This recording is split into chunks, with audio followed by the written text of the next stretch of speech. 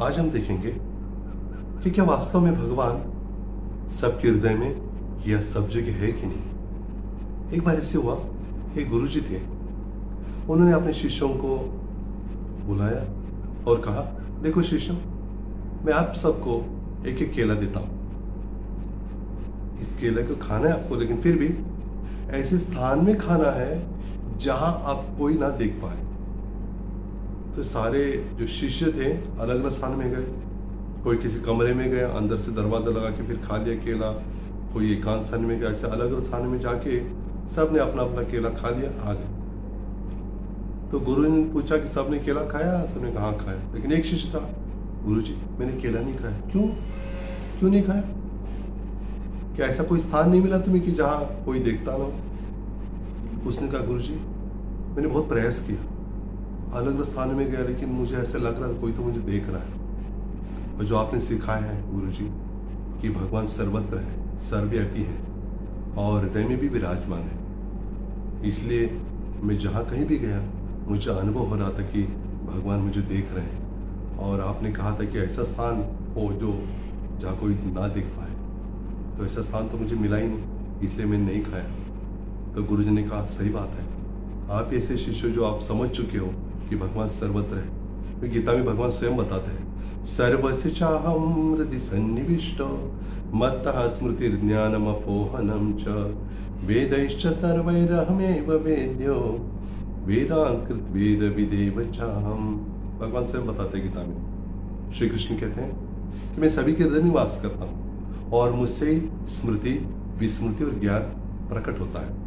और वेदों का उद्देश्य मुझे जानना है और वेदांत का कर्ता भी मैं हूँ।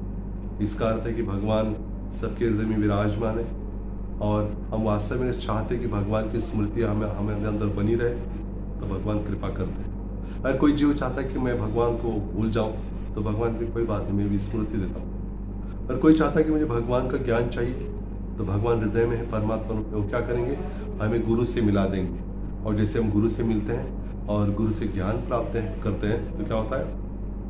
गुरु के प्रति जब शरणागत होते हैं, जो परंपरा से आए हुए गुरु हैं, जो भगवान से ज्ञान जिन्होंने लिया है, परंपरा से भगवान से जिन्होंने लिया, उनसे ऐसे करते जो परंपरा है, वहाँ से ज्ञान प्राप्त किया है। तो फिर ऐसी स्थिति में उपनिषदों में बताया है, यस्य देवे परा भक्ति यथा देवे तथा गुरो तस्यैते कथिता ह्यर्थः प्रकाशन्ते महात्मनः। ऐसे कहा कि जिसकी भगवान में और गुरु में अविचल श्रद्धा है, उनके हृदय में वेदों का सारा जो ज्ञान है, दिव्य ज्ञान हृदय में प्रकट हो जाता है। इसका अर्थ है कि हमें शास्त्र के आधार से गुरु का चयन करना चाहिए और गुरु के मुख से क्या करना चाहिए? शास्त्र की बातें सुननी चाहिए।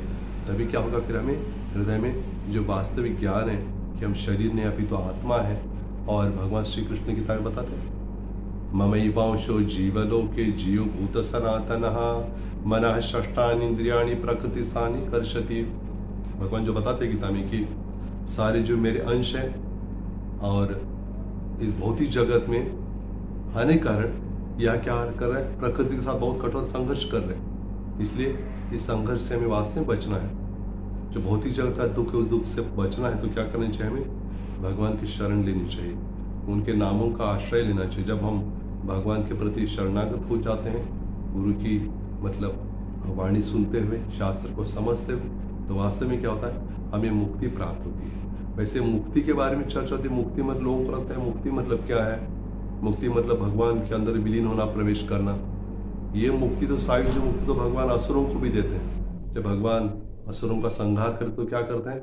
असुरों को भी ऐसे मुक्ति दे देते हैं, अपने प्रकाश में विलीन होने की मुक्ति।